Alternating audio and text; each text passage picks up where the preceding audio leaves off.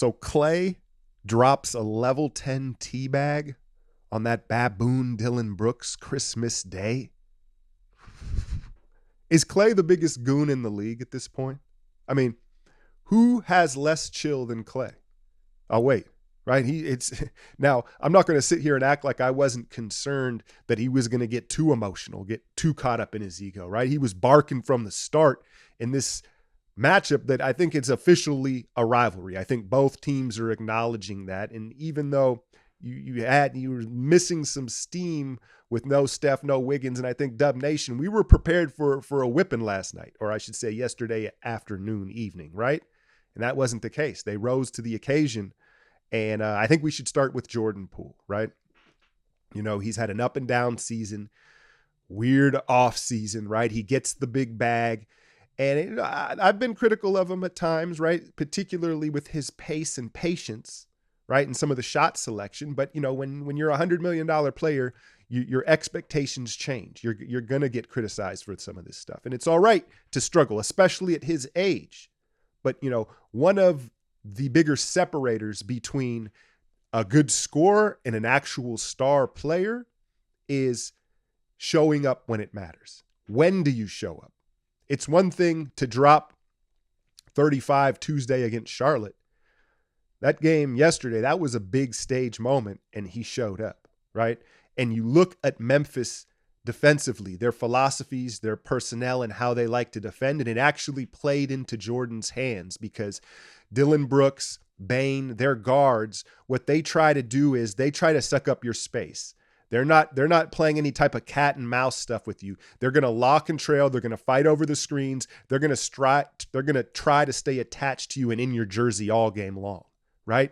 And when you look at Jordan's skill set and how he likes to attack, he needs the defense to react to his moves. When he hits the jab steps and he uses all these moves, and that's exactly what Memphis's perimeter defenders do. They react. And so I think that helped him get comfortable. But you got to make shots too. And I've been talking about this in the breakdowns, that his ability to gallop is the term that I'm using into these three balls and these jumpers, where he's got a head of steam, either with the ball and he throws it ahead, or he's coming off a handoff and he just he gallops and foot exchanges and gets up into a jumper. He shoots it better than anybody in the league. You saw several of those, and we've seen that a lot now as he's been the lead dog these last 5 games. And so Poole, he showed up when we needed him to. That's first and foremost, right? I think when you look at Memphis, it was interesting. They didn't really attack him defensively as much as I thought they would, right? And perhaps that has to do with Desmond Bane. This is his second game back after missing 17 or 18 games. So I understand that from Memphis's perspective. Hey, you're missing your second guy, your second scorer, the guy that they would have used to attack him. But at the same time, no Steph Curry, no Andrew Wiggins, cry me a river, right? We ain't talking about missing guys here with that. So I did think it was interesting that they didn't attack Poole on the defensive end. And then he was just got to the line. It was effective. When you look at the two statistical categories, free throws and rebounding, right? I'm going to add another one, turnovers. Free throws, rebounding, turnovers. Those were the ones you had to keep even. They had to be even. And they won the rebounding battle, and they kept the turnovers and free throws kind of even. Thanks to Poole, Kuminga, aggressive, getting downhill. And, people were surprised, they out-rebounded him. But when you actually look at this Memphis roster and you look at their forwards, and Jaren Jackson Jr., Aldama, Concher, outside of Steven Adams, these guys are perimeter forwards, right? And that kind of showed up last night where the Warriors handled the paint. You know what I mean? I got to talk about James Wiseman. I got to talk about Wiseman, man. It was the first time in his career that he played how they want him to play, right? And I know some of you are going to scoff at that and say, well, that it's wrong. He shouldn't play that way. No, but, it chop wood and carry water. Rebound, run the floor, and protect the rim. And he only played 8 minutes, but he had an impact. And it was his attitude too, right? He didn't touch the ball once on offense, but he sprinted the floor and he was in the paint and he was active. And you felt his presence, right? That's all they're asking from him right now. And so I thought that was, there are going to be some people that think, that Brooklyn performance, the 30 points, right? No. yesterday's game was far and more important and impressive from James Wiseman in the current scheme of things for the Warriors and what they need from him. And hopefully he can build upon that, because I saw him flip his hips early, contest shots with one arm, right? It was just very encouraging. It was just a Christmas present for Dub Nation all around, right? Now, I think the other story were the two ways. Anthony Lamb and Ty Jerome, right? I told you Ty Jerome can ball. I told you, man. But they both just, look, I'm not surprised that Ty was ready for the big game, because national champion, right? I just don't think the stage will be too big for him. He's proven that. Anthony Lamb, now you could probably make the argument that this was the biggest stage he's played on, right?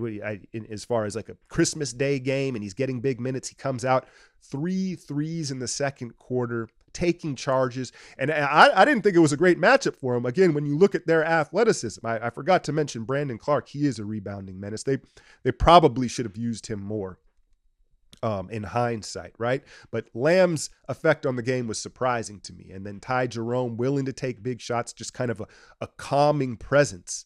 And so I said this in today's breakdown, right? I know I'm getting ahead of myself here, but those were two key contributors in this matchup who can't play in the playoffs. Now, I know that you can, what do you call it? You can change one of their contracts over and fill that last roster spot, right? But my question would be, who is it out of the two? I guess Lamb, when you look at the roster, because he's a forward, right? But Ty is a more proven commodity. I don't know. I'm getting ahead of myself, but everybody showed up. However, a win is a win and a loss is a loss. And this means nothing if they have a letdown against Charlotte, which is arguably the worst team in the league, Tuesday night. They've got to build off this momentum and run off some wins here, right? Is Andrew Wiggins coming back? Did he have a setback, right? Because you think, why do you bring him on the road trip and he doesn't play at all? You know, the adductor, the hip, it's a funny thing. Devin Booker, for instance, decided to play last night in that final Christmas game, and he was out of there in a couple minutes, and he has a groin issue. So I understand them being cautious, but you got to get Wiggs back, and they've got to build on this momentum. You can't have any letdowns in this there's 7 games in this homestand here, and you look at Portland and you look at Phoenix, you say, okay, those two may be tough. The other ones, they got to take care of business here. It's now or never at this point in the season.